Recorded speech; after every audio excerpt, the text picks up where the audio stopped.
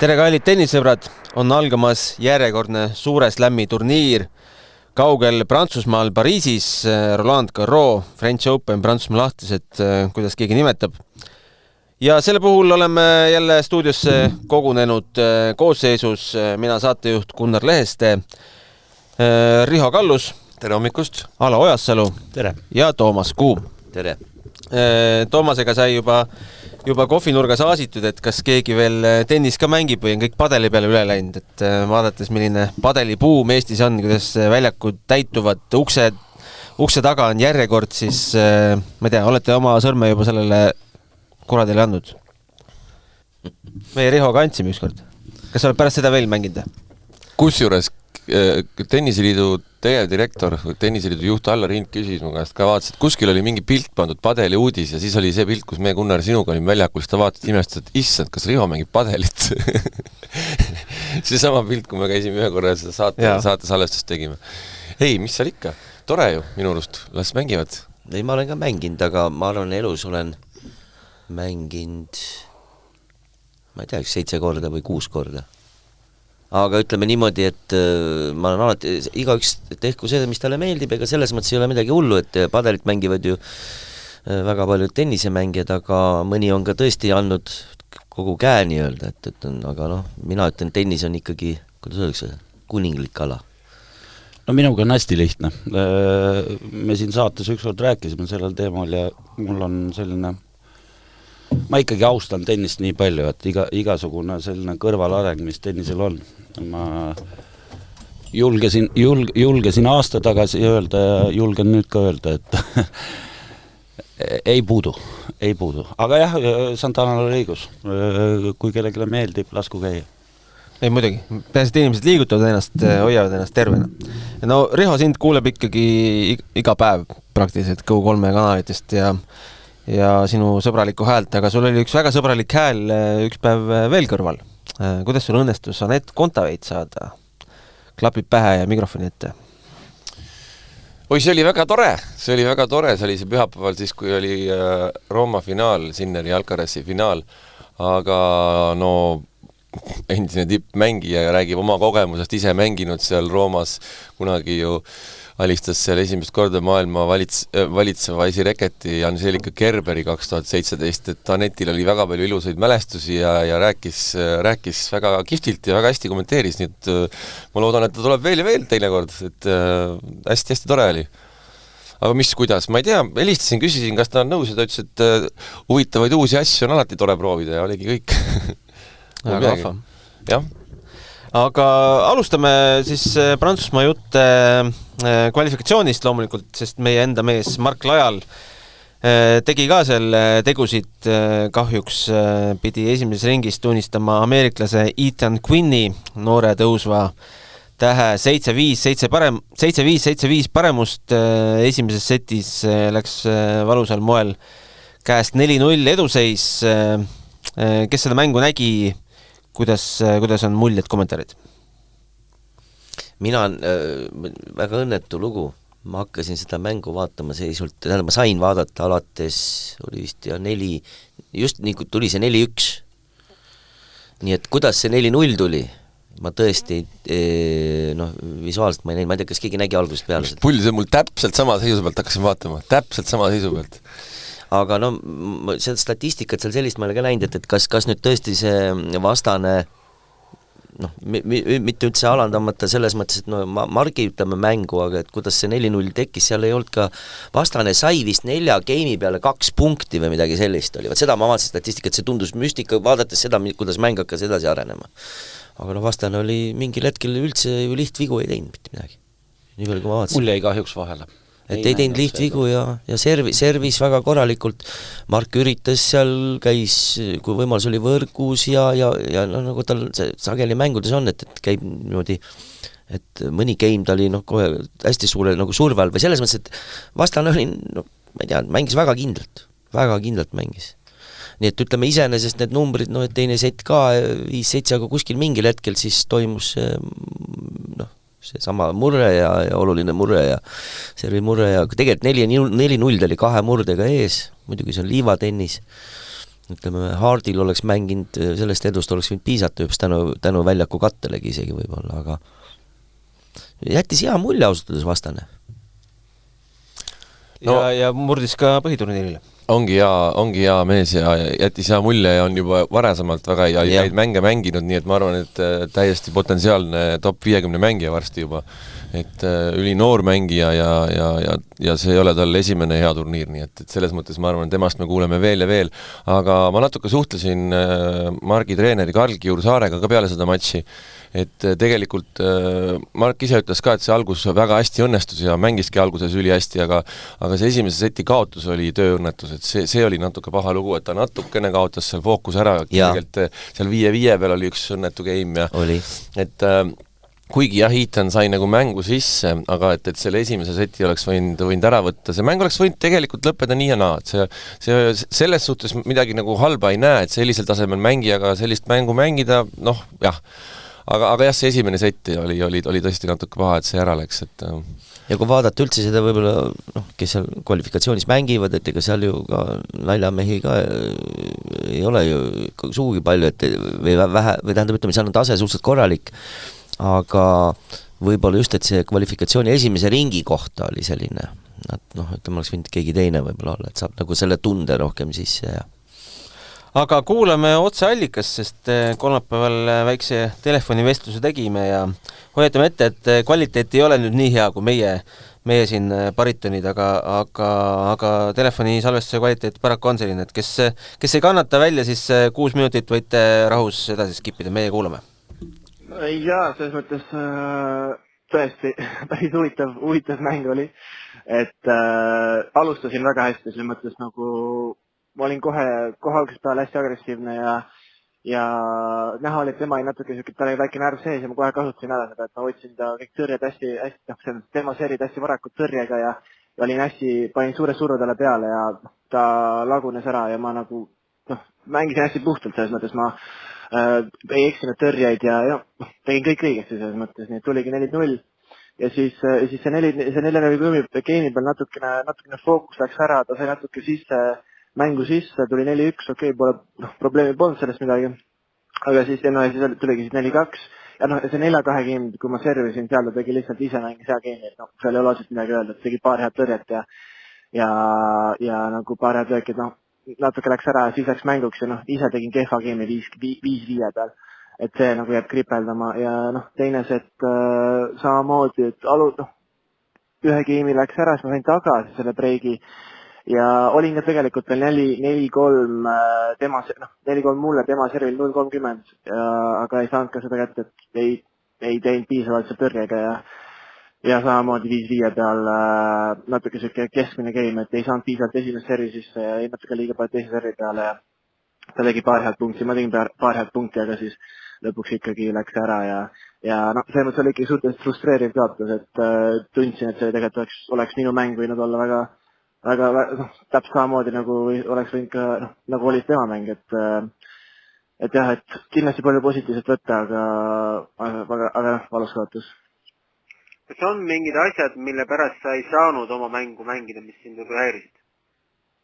Ma ei ütleks, et ma tegelikult ei mänginud oma mängu, et ma mängisin ikkagi oma mängu, et ei olnud midagi, mis mind selles mõttes takistas, et tema on ise ka väga hea mängida, eriti see aasta ta on hakanud väga hästi mängima. Ta on hästi tugev eeskäsi endale, ta on ka agressiiv, et meil on tegelikult suhteliselt sarnane mängustiil, et oligi siuke, et rääkisin pärast ka tema treeneriga, et oligi, et natuke üles-alla, et vahepeal mõned game'id oli mina parem, surusin rohkem, siis jälle oli tema parem, tema sai rohkem, et käiski niimoodi, et vaheldumisi mängisime hästi, et jah, et siuke, et ei olnud midagi, et ei olnud nii, et mina mängisin kehvasti ja tema mängis. Kuidas sa seda senist hooaega, ja eriti liivahooaega üldse tagasi vaatad, et kui vaadata sinu poolfinaalis mängimisi, siis neid on selle ajaga võrreldud, mis eelmisel aastal maikuuks oli 2 korda rohkem, on ju. Aga kuidas sa ise vaatad, näed sa arengut? Ja kindlasti ma näen suurt arengut selles mõttes, et mäng ma hakkan palju parem mängima, et isegi kui see võib-olla tulemused viimasel perioodil nii näita, üks poolfinaal, aga enne seda natuke keskmised tulemused, et kindlasti see operatsioon, mis mul aasta alguses oli, et see natuke see oli väike tagasilöök, aga nüüd olen sellest juba üle saanud ja nüüd mäng juba on nagu paremaks läinud ja tunnen tõesti nagu enesekindel ennast väljakul, ütleme ausalt, see aasta mul hakanud liivaväljakul väga hakanud meeldima, et ma arvan, sellepärast on ka põhjus, miks ma siin poolfinaalis seal ja olen hakanud parem ka liivaväljakul mängima, et kindlasti ma näen palju arengut ja olen selles mõttes positiivne ja ootan, mis tuleb selles mõttes. Ma teadan, et sinu trump on alati olnud kõva väljak. Kas sa teadlikult oled liivatreeningutele kuidagi teistmoodi lähenenud, et ka seda poolt juurde jätta? Ma ütleks pigem just, et mitte teadlikult lähenenud niipidi, et nagu seda jätta, et kui liiva peal areneda ja liiva peal on palju asju, millest said paremaks saada ja kui sa saad liivaväljakul paremaks, siis see ka automaatselt kandub üle ka kõvaväljakule, näiteks kannatlikkus ja kõik siuksed asjad, et ma arvan, et see liivaväljaku periood ja see liivaperiood andis mulle kõvasti juurde nüüd tulevasele muru ja kõva hooajale, et on palju asju, selles mõttes igal pool saab õppida palju asju, ütleme nii. Sa oled sel aastal saanud ennast ka mõne päris tippmängija vastu proovile panda, Bernard Tomitsit sa juba ise nimetasid, aga Benoit Peer näiteks, et keda sa 6-0, 6-1 võitsid. Räägi palun sellest mängust, kuidas see välja nägi? See oli ikka päris huvitav mäng, et ma ise mängisin, tundsin nad suhteliselt päeva alguses natuke tõbisena, et mul oli pahasti, ma enne mängu olin nagu väga väsinud ja nagu ei tundnud üldse ennast hästi tegelikult, et kui ma läksin mängima, siis ma olin suhteliselt nagu energiat polnud, aga siis ma alustasin ja sain kuidagi energia käima ja mängisin nagu väga agressiivselt. Ja ei lasknud tal üldse, mul oli hästi kindel mänguplaan, kuidas vastu mängida. Ja ma ei lasknud tal absoluutselt mängu sisse saada ja see päev ma tõrjusin hästi, nagu väga-väga hästi. Et see oli see, mis mul tegelikult selle edu tõi, et ma lihtsalt ühtegi tõrjet põhimõtteliselt eksinud ja lõin nagu tõrjeid maha ja see aasta nii frustratsioon ja siis ta mäng hakkas lagunema ja pärast seda suhteliselt kiiresti see kõik läkski. Ja sinu taustatiimis mingid muudatusi pole, kõik on sama? See mõttes tennisetiimis on kõik sama, et füüsilise treener on vahetanud, aga tennisetiimis on kõik sama, et Wayne ja Karl on ikkagi mu tiimis. Ja see mõttes mu uus füüsilise treener on Tarmo Tiits Eestist, et ma olen taga juba mitmeid aastaid, see mõttes tunnen ta väga mitu aastat, olen taga varemgi koos teinud, et nüüd minu siis eelmine füüsilise treener võeti Naomi Osakale treeneriks, nii et mul ei olnud kellega teha ja siis ma mõtlesin, et võib natuke on aeg muutust teha, nii et võtsin kontakteerisin Tarmoga ja võtsime koostööd Tarmoga. Et Aneti poolt järele proovitud asi toob edu? Ma arvan küll, et Anetiga tegi head tööd, nii et ja mulle väga meeldib, missugust tööd ta teeb, nii et olen väga rahul. Vaat siis selline uudis oli ka lõpus peidus, et Tarmo Tiits, soovime muidugi edu sellele partnerlusele. Ma lisaksin, et nii nagu Mark ütles, et tegelikult tõesti vaadates tema seda liivakatel mängu, see on ilmselgelt on areng. See on nähtav. Aga milles sa näed seda? No ma ei oska öelda, võib-olla tunneb ennast nüüd nagu kodusemalt seal platsil, et võib-olla varem oli selline võib-olla ja julgeb mängida liiva peal ka, nagu mul jäi vahel mulje, et võib-olla jäi seal kuidagi võib-olla varem passiivseks kohati, aga nüüd, kui võimalus on, mängib väga agressiivselt ja ütleme, käib ka liiva peal palju võrgus tegelikult, kui võimalus on. Ja no see on näha, no ma ei oska seletada, sa näed, et liivamäng on paranenud ilmselgelt. Nüüd see, ta ise ilusti kirjeldas. Postimees oli huvitav väike nupp, oli Boris Beckeriga. Ma arvan, et nad said kuskile mingisse vestlusringi ennast sisse ja siis said ka Boris Beckerilt ühe küsimuse küsida ja ilmselgelt oli küsitud Mark Laeli kohta ja Boris ütles, et vaadates, kuidas ta eelmine aasta Wimbledonis mängis, siis ennustab, et me kuuleme veel sellest poisist. Et mis teil muud öelda oli? Ei no absoluutselt, väga õige. Minu arust nii palju, kui mina olen ka viimased Margi mänge vaadanud nüüd liiva peal, siis seal on võib-olla ka täpselt seesama asi, mis ta ise ütles. Esiteks on see, et liiva peal on vaja kannatust teinekord ja oleneb väga palju sult ka vastasest. Ja teine asi muidugi liikumine on paremaks läinud liiva peal. Et liiva peal liikumine on ikkagi midagi muud kui teiste katte peal liikumine, nii et ja just et sa oskad ka libistada, nii nagu parimad liivamängijad teevad, et Margil on see nagu paremaks läinud natukene liiva peal minu arust. Aga tahate või midagi laialist öelda või lähme naiste tabeli juurde? Lähme. naiste tabeli, minu jaoks number 1 uudis on loomulikult Iga Swiatek ja tema teekond esimestes ja kaugemates ringides, kuna ta nüüd esimest korda üle 165 nädala top 2-st välja langes, siis võis sealt igasugust loosi loota ja maailma 5. reketina alustab ta küll esimeses ringis Slovakitari Sramkova vastu, aga edasi läheb selles mõttes keeruliseks, et 3. ring Marta Kostjuk ja 4. ring Jelena Ostapenko, kelle vastu on tal head-to-head 0-6. See on müstiline. See ei tundu nagu kui keegi võib-olla esimest korda kuuleks, võib-olla pole süvenenud nendesse numbritesse, siis tundub et see ei tundu nagu väga loogiline, aga nii on. Ostapenko on ise ka ammast teritanud sellel teemal päris kõvasti, et eriti ennem viimast mängu, aga kummalisel kommel on ja ega seal muud seletust ei olegi, psühholoogiline seletus ei ole lihtsalt teistmoodi võimalik. See on mentaalne pool, kindlalt, jah. Ja nagu ma sulle, Gunnar, siin enne saadet rääkisin, et seal ongi vaja, et kui nüüd esimese võidu saab Poolatar kätte ükskord, siis võib see nii-öelda jää liikuma minna, et enam tal ei teki seda frustratsiooni ja ma arvan praegu, tegelikult Ostapenko on selles mõttes, et kindlasti kui nad satuvad seal kokku, jõuavad tabelis vastamisi, siis ma arvan, ta seal teritab kindlasti seda teemat veel, et sulub peale, et juba Ostapenko iseloomu arvestades, ma arvan, sealt enne mängu juba tuleb mingisugune päev. Ja Toomas väga ilusti ütles ja tahtsin teistpidi öelda, et kui Ostapenko selle 7. võidu kätte saab, siis võib see 8. ja 9. ka väga kiiresti tulla. Aga mis on juhtunud French Openi valitseva tšempioni Iga Swiatekiga, et ta on sealt 5. kukkunud? Neid versioone on igasuguseid, mida iganes seal alates vanaisa surmast, aga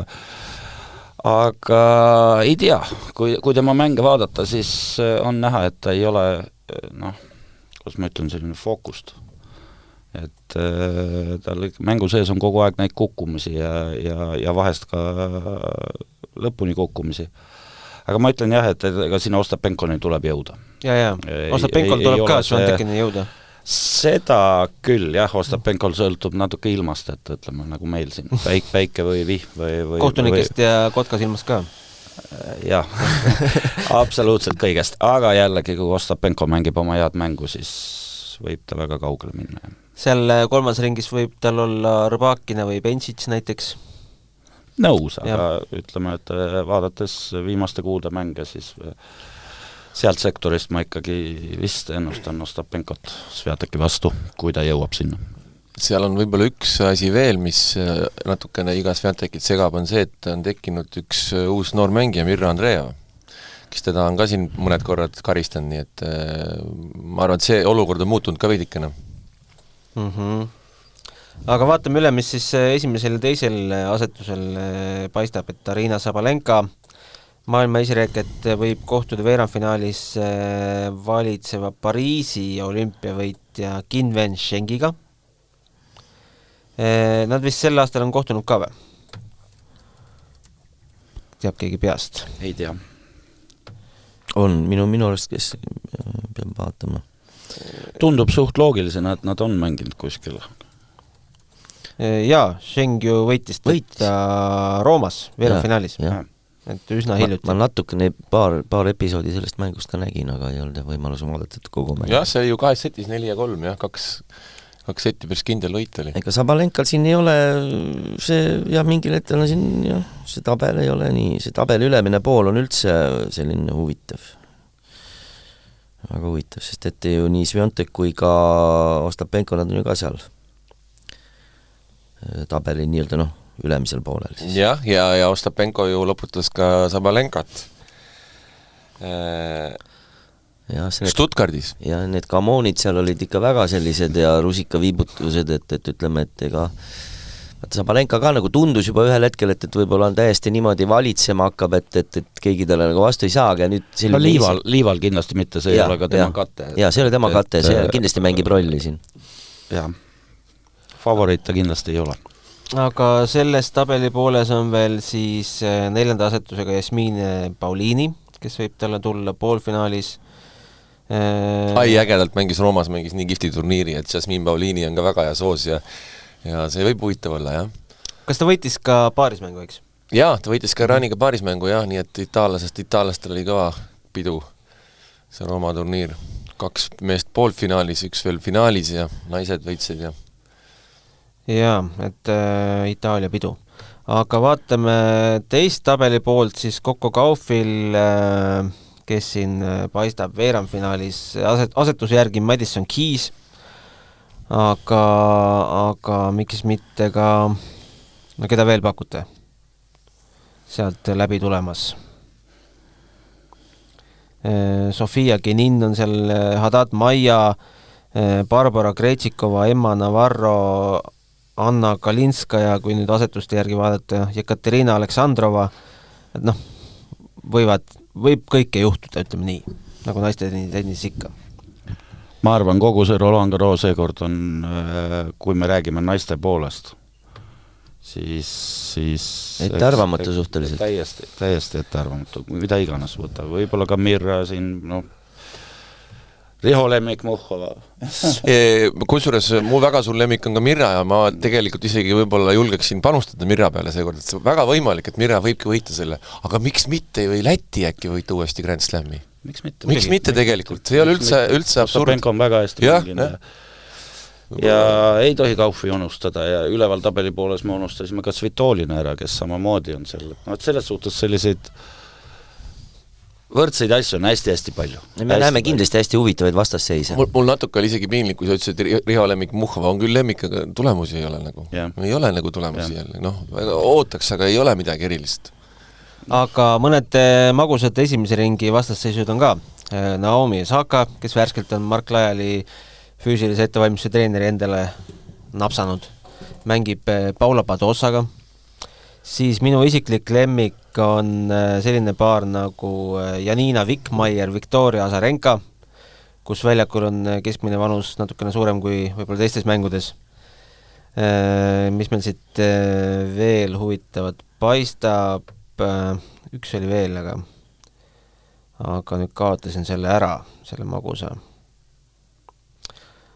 Aga jah, lähme nüüd meeste juurde veel. Üks asi veel on, et mis teeb natukene kadedaks, on see, et leedukad on nii tublid, et kuidas me nii tublid ei ole, et leedukatel on ju nii naine kui mees kvalifikatsioonid, Kaubas küll kaotas, Kaubas mängib fantastiliselt head tennist, väga, väga huvitav, ja nüüd on ju tegelikult veel Mikulskite on veel võistlustules, nii et võimalik, et leedukas tuleb sealt läbi veel. Kuule, see Mikulskite ju mängis ju paar aastat tagasi, kas ta ei mänginud Pärnus ITF-i turniiri isegi, ma võin eksida küll, aga ma ei usu, et sa eksid.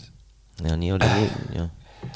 Veel jäi nimetamata Rõbakina Benchit, see on ka siuke tore vastasseis. Jaa, kindlasti see võib väga huvitav mäng tulla.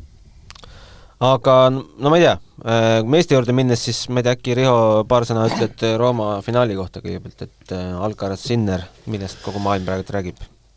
Vaadates Rooma veerandfinaali, Ruud Sinner, oli mul selline tunne, et kas nüüd ongi nii. Et kas nüüd ongi nii, et Pariis on ka nüüd niimoodi. Et asi oli ikka väga appu, kui värske Masters turniiri võitja ei saa punkti. Et see oli ikkagi nagu, see oli ikka nii teerull, kui üldse olla sai, sest kui seal Ruud teises setis ühe game'i, mis ta oli ka 15-40 taga, sai selle kahe break-palli pealt sai selle game'i kätte, siis rahvas juubeldas, Ruudil olid käed püsti, naeris lihtsalt, ütles, et Ruud ise ju ütles ka peale mängu, et see lihtsalt oli naeruväärne, mis temaga tennise väljakul tehti ja kuidas vastane mängis. Aga nagu tennis on, uus päev, uus vastane ja vaadates finaali, ikkagi minu jaoks väga selgeks favoriidiks, arvestades, et see mäng on 5 parem, on ikkagi tõusnud Carlos Alcaraz.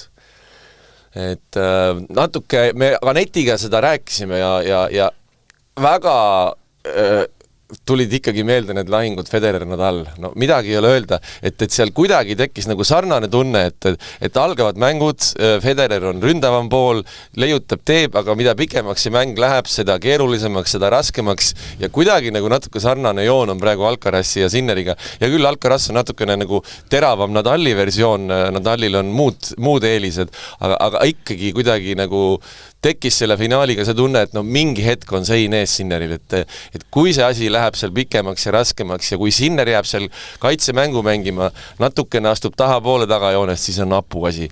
Et see finaal kuidagi sellise mulje lõpuks ikkagi jättis. Jah, ma olen suga absoluutselt nõus Federer, Nadal ja sellega, ma arvan, et meeste tennises me vaikselt jõuame jälle ajastusse, kui me ühes saates siin eelmine aasta ka rääkisime, et kujunenud välja 2, aga loodetavasti tekib kolmas juurde äkki, aga täna hetkel seda ei ole ja tulles Ruudi mängu juurde, siis tõesti, mina ütlen ausalt, väga pikka aega ma nägin ühte mängu, mis praktiliselt oli täiesti puhas kellegi poolt ja mitte nõrga vastase vastu, vaid nagu sa ütlesid, värske turniirivõitja vastu, on ju.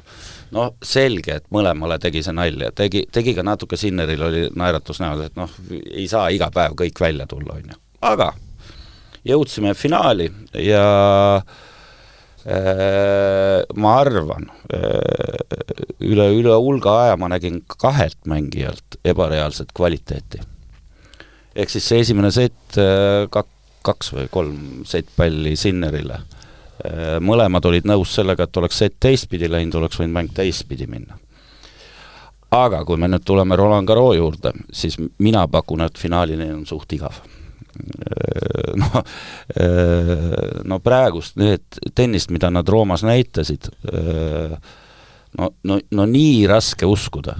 5-setter ettes, et keegi silme ees veel vähekese Sinneri Austraalia ka, mis siis, et teine kate, vahet ei ole, ta mängib ka liival sama hästi. Ja jällegi, Alcarazi enesekindlus isegi ütleme veerandfinaalide järel, kui intervjuusid kuulasid ja asjad, paluti kommenteerida ka Sinneri mängu ja see enesekindlus sellega, kuidas ta seal ütles seda, et mul oli väga tore vaadata Sinneri sellist mängu, mul on nii hea meel, et ta tagasi on, me lõpuks saame midagi põnevat teha. Lisamotivatsioon. Exactly, ja ärge unustage ühte asja, Alcaraz pole kaotanud ühtegi finaali. Mis see on see, mis kuigi minu ennustuseks täna, kui me teeme ennustuse, jääb ikkagi Sinner. Ma ei saa, kuna ma pakkusin, et ta see aasta võidab Grand Slami. Aga meie ennustuses. Aga sa juhid vist ennustust, ma saan ma arvan küll, see Menšikuga ma panen teile pika puuga ära, et see on aga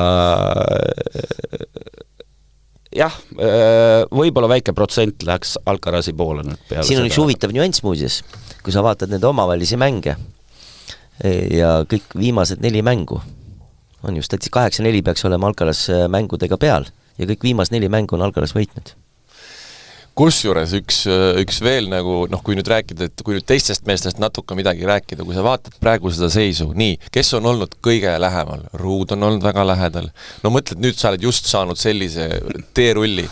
Zverevi avaldus, see, mis ta nüüd praegu tegi Hamburgis, see oli nagu piinlikus kuubis. Ta kaotas Müllerile ja pärast mängu ta siis räägib, kuidas ta öösel 37 korda oksendas ja kuidas ta 39,4 kraadi oli palavik. On ju alati nii on. No jah, aga see lihtsalt on nagu selles mõttes, see räägib ära natuke, mis tiimile pretensioonid, eraelu pretensioonid. Jah, aga see natuke räägib seda, et mees, sa ei ole valmis selleks. Sa ei ole valmis. Ja see ongi tegelikult absoluutselt vaata peeglisse. Veerandini ta jälle läheb. No vaata peeglisse, kui sa sellist juttu räägid, siis sa ei ole valmis Grand Slami võitma. Mina ei usu Zverevisse jälle. See kuidagi jättis nagu väga piinliku mulje minu arust. Me eelmine aasta rääkisime Sinneri sisemisest tugevusest, on ju. Et kõigi nende süüdistuste asjadega, kuidas ta läks US Openil väljakule ja asjad ja nii edasi, esimene mäng hästi, sa ei tea publiku reaktsiooni, mida iganes, on ju. Reaktsioon ei olnud selline nagu praegust Roomas, kui ta tuli esimene päev trenni, on ju. Aga ütleme siis, ongi üle prahi, kui vaatad Alcarazi Sinneri intervjuusid, mis toimub see, minule isiklikult oli mega sümpaatne see, kuidas ta Sinneri heasse mängu suhtus. See näitab, et sul on see et oota, sa mängid mega hästi, aga mina ootan sind finaalis. No ainukene asi, mis võib Alcarazi protsenti alla viia, on see, et kui ma kaljukindlalt usun, et Sinner jalutab finaali, siis Alcarazil võib tulla mingisugune ja sellest ma olen nõus. Aga need on five-setterid. Eelmine aasta ta mängis absoluutselt mitte heas vormis Roland Garros ja võitis selle. Kõikides mängudes olid mõõnad sees, aga viies setis mäng on ikkagi... See formaat ikka mõjutab väga palju. Ta on nii pikk mäng, et tal on aega mitu korda kukkuda ja koguda. Sa võid selle seti seal kaotada, ütleme, võib ka mingid selles mõttes juhus olla, et sul on see auk on ju mängus, on ju mingi languse moment, kaotad seal seti ära, Kui sa seda mängu kvaliteeti ikkagi vaatad ja me ei tohi unustada, et ainukene, kui ma vaatasin eeskäe keskmist kiirust, see on selline huvitav statistika, nende meeste mängus oli 138, 137. Ja. See on 10-15 kilomeetrit kiiremini kui ükskõik teise, Fonseca välja ette. Aga see on lihtsalt see tempo, mille peal teised ei püsi. Ja, sa võid taktikaliselt kõik olla küps või mida iganes, aga vastase löök on ja vaatad nende liikumise ja ilmselgelt Alcarazile tõi ka võidu see, et tegelikult ega Sinner mängis sama head mängu kui Ruudi vastu. Aga Alcaraz saab selle ühe palli veel kuskil. Just. Veel üks pall ja veel üks pall. Ja see mingi hetk hakkab frustreerima Ruud, mingi hetk Sinneril läheb keeruliseks. Jaa, aga ikkagi Sinneril puudusid lihtvead nagu Alcarazil, kui ma õieti mäletan, isegi kaotajal Sinneril oli vist Winnerit 37 ja Unforced Errors 18, no see on metsik suhe. No aga see ongi tennis, see mis sa räägid, väga õige jutt, et see tempo vahe ongi see, mis Ruudiga juhtus, Sinner-Ruudi matšis. Just, teine mängib ka hästi, aga milligramm sekund on kiirem mäng ja sa ei saa lihtsalt kõik läbi. Ja Alcaraz toob ühe selle ekstra palli veel sealt kuskilt nurgast. Et põnev, minu jaoks metsikult põnev. Korraks ma Zverevi juurde tulen, et tema karjääri mõttes. Võt see üks hetk oli, ütleme, jah, seal vahepeal Djokovic kui valitses, aga just kui Federer, nad allaksid juba nii-öelda taanduma, see oli see hetk, mille ta ära ei kasutanud. No vot seda ma tahtsin täna öelda.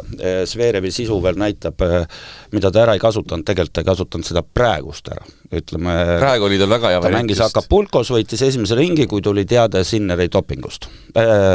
Sellest karistusest. 3 kuud. Ilmselt ta istus õhtul arvuti taha, vaatas, et matemaatika näitab, et järgnevatel turniiridel ma pean olema poolfinaalis ja ma olen maailma esireket. Mis juhtus? 3 esimese ringi kaotust. Aga mis juhtus, ma arvan, et ikkagi see finaal. Austraalia finaal tõmbas tal nii maha, et see oli täitsa, ta ise ütles ka, ta kukkus täiesti auku, see finaal oli nii karm talle. Absoluutselt nõus, aga ma arvan, et see oli väga palju seotud selle matemaatilisi tehtega. Ja tõele au andes see võimalus oli ka Alcarazil ja ilmselt ta nägi seda, et on võimalik tagasi võtta ja Alcaraz sammuti mänginud siin ja seal üles-alla, aga tegelikult ei mänginud oma parimat mängu. Ja me ei räägi sinu sõbrast Djokovicist, ei räägi üldse. No see on suur sõber Gunnaril, jah. Aga ma tahtsin öelda, et vaata sa ütlesid... Ma kohe räägin koefitsientidest. Et sa ütlesid Zverev ja ma ütlesin, et paneme nüüd, ütleme enam-vähem konteksti, võrdleme nüüd seda Zverevi avaldust ja seda olukorda versus Nadal Wawrinka matš kunagi, eks ju, kus Nadal oli konkreetselt ikka täiesti sodi ja vigane ja mitte midagi, absoluutselt 0, midagi välja näitanud ja tõstis Wawrinka nii kõrgele vist minu arvates päris mitu aastat hiljem ta mainis selle kohta midagi, aga jah. Aga no mõtle see hetk on ju, et mis näitab, mis sul sees on, et siit oleks nagu õppida midagi Zverevil, kui sa tahad üldse seal olla, siis Kihlveo koefitsendid räägivad, et favoriit number 1 on loomulikult Carlos Alcaraz 2.25, Jannik Sinner teisel kohal 3.00 ja siis tükk tühja maad ja 27 või mis seal on järgmine juba ja Novak Djokovic 14.00 ikka natuke vähem ikka ja siis tuleb Zverev 15.00 siis on veel Ruud, Musetti, Draper, Rune, Tsitsipas, Fonseca selle number on juba 67 aga vaata, mis on huvitav, ma mõtlen, see just see noorem, vaata vanust ju, nad on kõik 22-23. Mensik on noorem. Minu mehel Mensikul, mis on Mensik, vaatame, kas üldse mahub siia kuskile. Peaks ikka kuskil olema. Ma tahan üks kõige põnevamaid esimese ringi mänge, ma tahan näha, kuidas seda esimese ringi mängu Zverev mängib. See on üks ülimalt põnev mäng Leander Tieniga. Oled näinud seda mängumeest, kui äge see vees on, et seal ei ole mingit nalja, seal võib vabalt see turniir lõppeda esimese ringis, see on ülimalt raske mäng. 5 parem liiva peal Tieniga, oi-oi, see on huvitav. Mul Facebooki jooksevad sisse need, ma ütlen päris ausalt, kuna ma ütlen sellist asja. Ma ei uskunud, et ma kunagi seda ütlen, aga viimased kuud on mul Djokovicist kahju. Ja Facebookis tulevad need et umbes, et Goat võidab 25. ja nii edasi, aga ükskõik, mis see Zverev on, kui sa vaatad teed, mida Djokovic peaks selleks tegema. 3 järjest. Zverev, Sinner, Alcaraz. Täpselt. Kas see isegi teoreetiliselt võimalik on? See pole isegi teoreetiliselt võimalik. Ma arvan, et isegi võib-olla see Zverev on võimalik. Zverev on, aga isegi see on võimalik, aga me räägime 25. Ja. Ja see on see mentaalne pool, lihtsalt võib mängida Djokovicile mingil määral kätte, ütleme Zverevi vastu, aga Sinner ja Alcaraz see täpselt, seal on täpselt see sama, üks mees on tegelikult ta mingi periood jälle mängis nagu okeilt, aga seal mis juhtubki vanusega, natukene kõik läheb aeglasemaks, Väsid, ja vaata nüüd, mis sa rääksid siin 137-138 km/h. See on see olukord, kus ta enam ei jõua. Sa ei jõua enam lihtsalt, ei jaksa, pole võimalik. Kui vahepeal lähed sinna kuskile mitte riietusruumi, aga kaod ära, ega see ka enam ei mõjuta neid mehi. Ma pean, just kõik respekt on kadunud. Et ma pean natukene paralleelse tooma, ma nüüd mõtlesin, vaadates viimaseid Djokovici mänge, kui ma ka eile vaatasin, natukene meenutab Federeri lõppu. Kus see aura võib-olla on veel jäänud, aga tegelikult sisu enam ei ole. Federeri see Hurkaczi mäng, Wimbledonis asjad, nii edasi, ükskõik kui suur Federeri fänn ma olen, ma kahjuks sain aru, et see on mission impossible. Et aeg on läinud, jah. Aeg on läinud, jah. Ja mitte midagi pole teha ja ma reaalselt ausalt käsi südamele ei saa aru, miks see Djokovic sipleb. Ta on tark mängumees, et ta peab aru saama, et enam pole võimalik. Ja ma ei usu tõesti, et talle saab motivatsioon olla top 10. Mäletate, mis ma ennustasin aasta lõpuks ta edetabeli kohta? Mina ennustasin, et lõpetab. Mina ennustasin, et tal ei ole ATP edetabelit aasta lõpuks. No nüüd sa panid juba mööda, sellepärast, et kui ta ennast maha ei võta, siis tal igal juhul on. Ma just mõtlesingi seda, et ta ei taha olla 17. ja 18. ja 23. Et milleks? Ma olen Novak Djokovic, ja kui sa kuulutad lõpu, siis ja kuulutad lõpu ja võtta tabelist ära ennast. Jah, et sa oled ju nii kõva legend, et milleks, Jah, väga kurb on pealkirja lugeda, et Djokovic kukuks 35. Täpselt, mida sa... Ei meeldi kellegile, isegi minule ei meeldiks sellised pealkirja. Täpselt. Aga ta mainisid siin Federeri. Räägitakse, et Federeri võib pühapäeval French Openil näha, sest pühapäeval toimub mingi Rafael Nadali austamistseremoonia. Ja sinna ta võib kohale ilma. Nad on kõik kohal seal.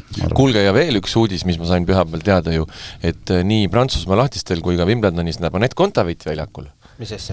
Mängib legendide turniire kaasa. Legendid. Ja. Nii et tuleb platsile uuesti, teeb natuke trenni siin juba. Ta ei tea veel kusjuures, kas ta mängib sega või mängib ta naispaari ja kellega ta mängib, seda ta ka ei tea. Aga läheb mängima. Tegelikult need inimesed, kes on koha peal ja vaata esimene nädal, kus sa saad käia seal, tegelikult just neid esimene nädal on vahest hästi huvitav, sellepärast sa saad näha neid erinevaid mängijaid ja aga need legendide need on päris ägedad vahest, seal eriti kui siuksed, ma mäletan, mulle huvitava mulje jättis omal ajal, kui ma nägin Goran Ivanisevic mängis, seal nagu show'd oli ka ja selline see lisab sinna mingisuguse fluidumi seal koha peal. Ma arvan, et see puhas show ongi. Vaevalt, et väga keegi tõsiselt neid asju võtab. Aga see loob siukse hea fooni tegelikult. Seal on niimoodi, et seal on mõned ei võta üldse tõsiselt ja mõned võtavad väga tõsiselt. Seal on satub, kuidas satub, et... Huvitav, ma ei näe veel seda, et kuskil ametlikult oleks öeldud välja. Ei, annan.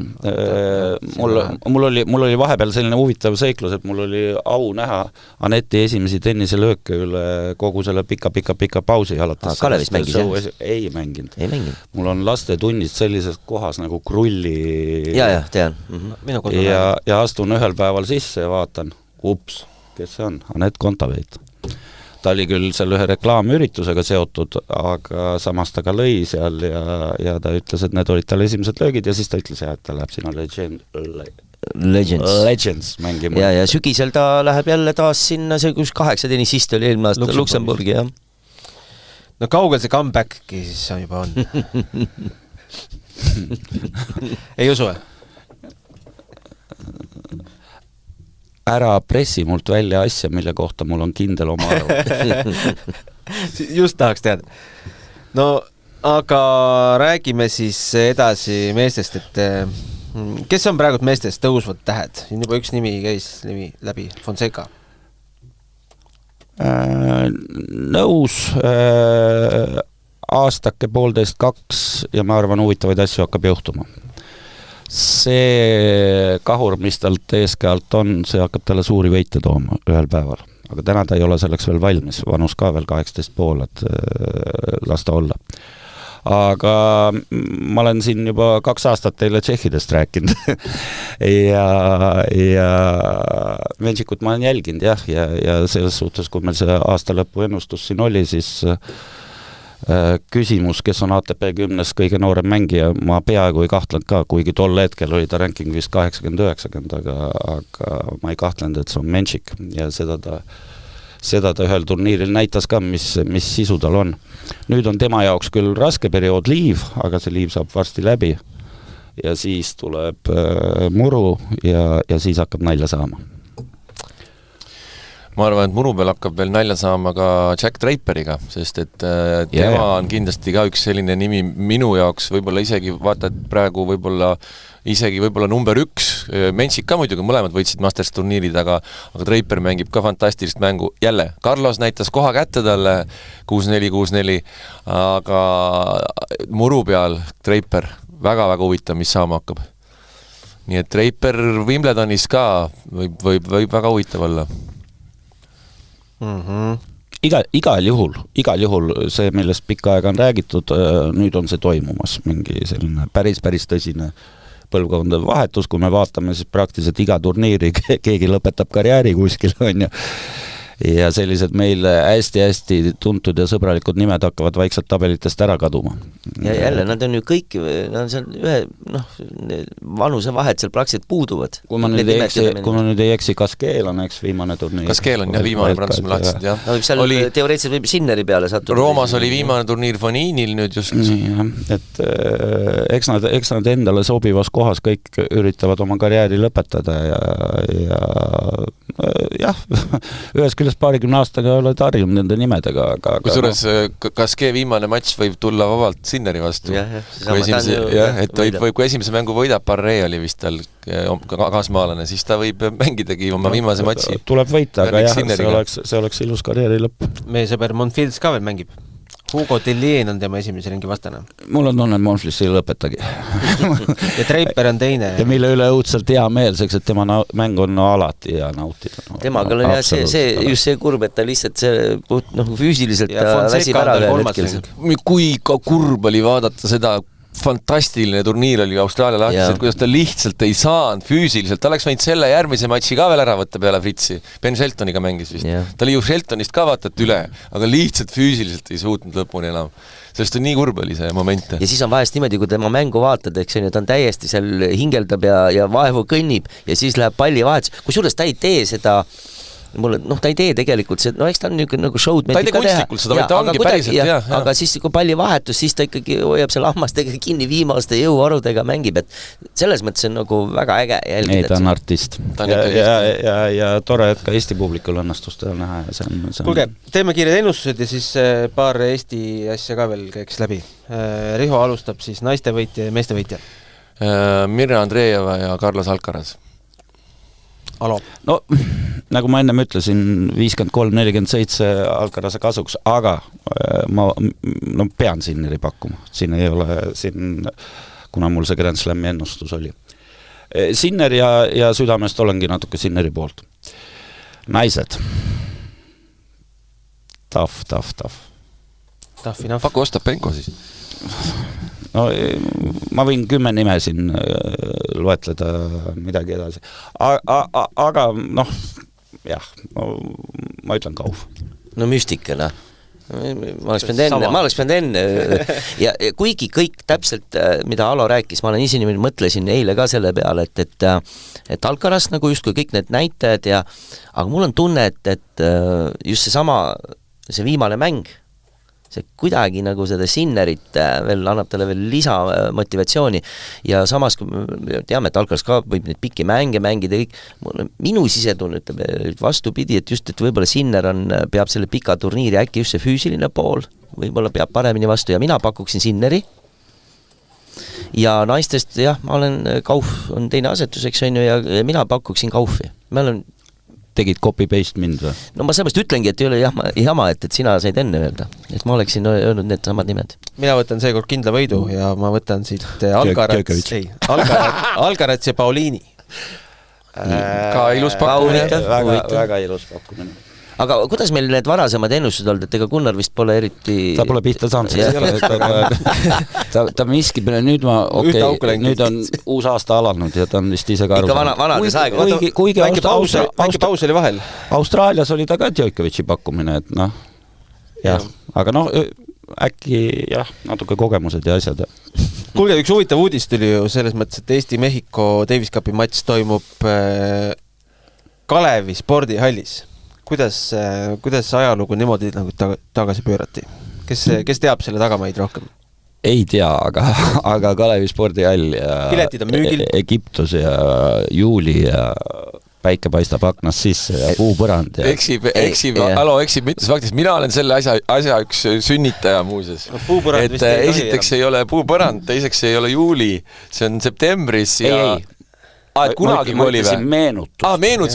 Kui Egiptus sai 5-0. Kui meil pole ühtegi rankinguga mängijat, Egiptusel on 400 mees. See oli geniaalsus. Ja nad vist ei võitnud setti. See oli geniaalne. Pärast oli Šoti klubis või kus oli see, peale mängi oli see, siis nad olid väga õnnetult istusid seal laua taga ja minu arust, Alo, sa olid ka seal kohal, et see puupõranda teema tuli ju Facebookis ka, ma ei saanudki aru, kas keegi mõtles tõsiselt, et nüüd tuleb jälle puupõrandal mäng, aga see oligi viimane kord ja 2 riigis mängiti tol hetkel Moldovas ja siis sellele tõmmati niisugune rasvane punane kriips peale. Esimese protesti tegid tegelikult Noorakad juba mängisid meie vastu. See on mu elu ainuke joonekohtuniku kogemus. Seal, kus sa vist eksisid vist? Ma ei eksinud, vaid ma teadsin, mis hetkel tuleb lugeda. Alti Rahkal sai seal üks magusa võidu. No ma sai 4, oli vist 4 setti. Alla Rint oli pukis ja Villem Lapimaa tribüüni pealt plaksutas. Kallus, come on, Kallus, ma mäletan seda väga hästi. Kõige paremad joonekohtunikud olid servi joonekohtunikud mina ja mu vend. Selde lätlased tulid siia mängima, nägid niimoodi, et Selde vaatas esimene game hakkab pihta ja Alo istub joonele. Siis toimub tunni aja pärast kohtunike vahetus. Tuleb Aivo. Selde ütles ise ka väga ilusasti, ma sain kohe aru, et minu kast on 0,5 meetrit lühem ja Vahkalil 0,5 meetrit pikem. Sa ütlesid talle seda, eks on ju, kui ta mööda läks? Ei, ta naeratas, kusjuures ta naeratas. Mind nägi naeratas, kuna me, ta teab, millised naasklid me oleme. Et selles suhtes, et ta sai aru, et peab, aga tassis välja selle raske mängu, aga tassis välja. Oli. Aga Eesti-Mehhiko, kes on favoriit? Eesti. Kui kahju oli eile Danilist, see oli nii napp 12-10, jah. 12-10, Danil mängib praegu väga head tennist ja ma ütlen, et Kennet on talle väga hästi mõjunud, et mul on nagu, ma praegu väga elan kaasa Danilile, kui meil on nii tugev teine reket, see on ülioluline, kuidas Danil praegu mängib. On küll, jah, tähtis, et kõik oleks terved. Täpselt. Ja meie edu sõltub sellest, kas 2 meest kohal on. Täpselt, ja vahepeal oli ju reis sedatabelis peaaegu lajaliga juba sama puu peal, nüüd praegu natuke Mark eest ära läinud, Mark on mänginud siin Challengeride poolfinaale. See oli siis Tbilisis, ütleme kuulajale ka, Challengeri veerandfinaalis kohaliku mängija Saba Purtselatse vastu. Sama koht, kus me mängisime Davis Cupi, ma käisin seal koha peal ka, see sama keskus, sama väljaku peal, ja Danil mängis tookord seal ka ja siis ju Eesti võitis. Kas Basilashvili mängis ainult 1 mängu? Basilashvili mängis 1 mängu ja ka Validimiriga niimoodi, et 7-5 esimene sett oli 5-5 pealt tuli see murre, nagu ta alati kipub tulema. Ja siis aga mängis hea mängu, aga pärast otsustav mäng oli Ivanov ja Siimer võitsid paari ju, väga kõva paari võitsid seal. Et siis Danil mängis ka, nii et... aga kihvt üritus tuleb, ma arvan. Väga kihvt, ma arvan. Tamm mängib ka kihvtilt ju. Ja Tamm mängib ka praegu kihvtilt paari, mängib ägedalt Sitsipase poisiga, Petrasega. Nõus. Terve vähemalt. Aga meil on selge, et esimene teine. Mehhiklaste 200-300 mängijate vastu meil on vaja Läjalit ja Klinkat. ja kodupublikut. Äge lahing. Ja kodupublikut. Oi, väga äge üritus. Kodujoone kohtunik. Alo ja Aivo on joone peal jälle lihtsalt infoks ette, võib öelda. No, ei, vaata, mehhiklaste vastu pole kasu sellest, nad ei tunne meid. Siis on alati kasu, kui vastased tunnevad, kes seal joone. No läbi aegade, ma ütlen, et veel võiks Armand Levandi võiks joone kohtunik olla, on ka päris tubli selles osas. No mitte Jüri Pihlakas, kõik muu. Ja, no, Erlend Pakk kindlasti. ja ma just tahtsin Erlendit ka nimetada. Jüri Pihlakal oli see kuulus jalaviga. Teiselt servilt. Alti Vahkaliga teiselt servilt, et see on Davis Cupi ajalugu samamoodi. Sellest teeme eraldi saate veel sellest, kui see september läheneb. Aga äkki Alo veel lõpetuseks tutvustab meile, mis toimub Kadriorus nendel päevadel? Jaa, just mul on väga kahju, et mul ei õnnestunud meie chati, unustasin lisada, et ega tuleks vaatama neid mänge. Selles suhtes, et täna vist ei mängita või? Täna mängitakse finaal, noh, peallõunad kindlasti mängitakse, ma arvan, see vihm peab järgi. Aga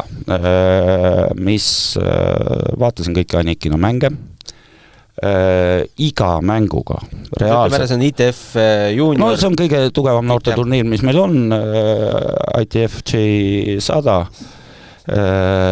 kohal väga tugev selliste Tšehhi mängijate komplekt, nagu eelmine aastagi, ütleme, et niimoodi, et kiiresti vahemärkusena, et eelmise aasta võitja Kovatškova, nüüd 14-aastane tüdruk alles, ja nüüd on ITF-is 9 ja VTA-s 400 hulgas, 300 mingi nii edasi, et see, kes eelmine aasta siin võitis.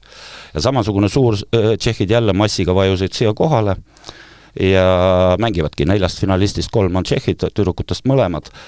Ja esimese paigutuse vastu, kes peast ei ütle, aga kuskil ITF ranking 200, Anikina mängis eile no super võitluse 3 setiga jäi alla, aga mis ma põhiliselt tahtsin öelda, et Anikinal oli see esimene ITF-turniir ja mina ootasin seda põnemusega, et näha, et siiamaani, oleme ausad, on ta lasteturniiridel mänginud, on ju. Ja nüüd need on esimesed turniirid, mis tegelikult näitavad sisu ja ütleme potentsiaali. Mis mulle eriti meeldis mängude lõpud, kuidas ta veerandfinaalis vastasel oli 6-6 pall, peale seda lõpetas mängu 3 vinneriga. Kindlasti sisu näitaja. Ja ka eile selle esimese paigutuse vastu väga visa võitles, tassis teise seti, ütleme, pall siia, pall sinna, vist otsustavas vist, ma nüüd kardan eksida, aga minu arvates juhtis vist 2 pall siia, pall sinna ja ta oleks võinud sellega võita ja teoorias oleks võinud võita ka turniiri. Aga igal juhul väga kõva sõna, kui sa mängid 13-aastasena esimese ITF-i väga tugevate mängijate vastu ja kogu aeg tõusvas joones. Tempo, mida ta hoiab kõik tema kasvu ja vanuse juures, ma olin väga impressed. Kas sa näed mingit natuke paralleele mingisugust? Näen ja istusin tribüünil kogu aeg mälus tõmbasin. Stiilid küll erinevad, aga võib-olla siin on natukene kontaveidi kanti, aga Kaia mängis noorena natuke teistsugust tennist, aga põnev. Eesti meistrivõistlused muuseas on kohutavalt põnev. Ega paralleeli saab ju tõmmata siis, kui on meistrivõistlustel ja Toomas Leius annab karika üle? Ei saa paralleele tõmmata, seks, et alati on vastased erinevad. Sa ei saa võrrelda, kellega Kaia mängis, kellega Kontaveit mängis ja kellega võib-olla potentsiaalselt mängib Anikina. Ei, ma pigem vaataksin mängu. See, kas tuleb Eesti meistriks, ei tule Eesti meistriks, ei mängi mitte mingit rolli. No mina mõtlesin paralleeli all rohkem just seda nagu statistilist arengut. Jah, et loomulikult see mäng on ma arvan, statistilises arengus saab Anikina olema eespool. Aga lõppresultaat VTA sinna veel mõni aasta, jah. Seda ei tea, et see on nihukene loterii, et aga mis ma tahan öelda, kõik on olemas. Stardiplatvorm on metsiks, super hea. Anikina on 2 aastat järjest, mul endal tulevad ka 6 aja pärast rahvusvahelised turniirid samamoodi ITF ja nii edasi ja seda Tennis Europe'it 2 aastat järjest on ta minu juures võitnud. aga see on natukene teine tennis olnud, see pole nagu tõsine tennis, ütleme, nüüd ma esimest korda nägin seda tõsist tennist ja ma olen vaimustatud pildist, mida ma nägin. Seda on kihv kuulda. Aga ma tänan teid loomulikult stuudiost tulemast ja kohtume samas seltskonnas, ma loodan siis, kui Alcaraz ja Paulini on selle turniiri võitnud. ma hästi vähe öökusin, sa täna kordagi ei võtnud suu Djokovic'i nime. No mis ma siin ikka, noh. Te juba nii tampisid teda mutta, et... Kui suures ei tampinud, ma ütlesin, et ma ei usu, et ma seda ütlen, mul on Djokovic'ist kahju. No vaata oma mailboxi täna. Ma saadan edasi, kui mulle tuleb. Okei. Aga aitäh kuulamast ja mõnusat tennise nautimist kõigile. Aitäh. Kõik head.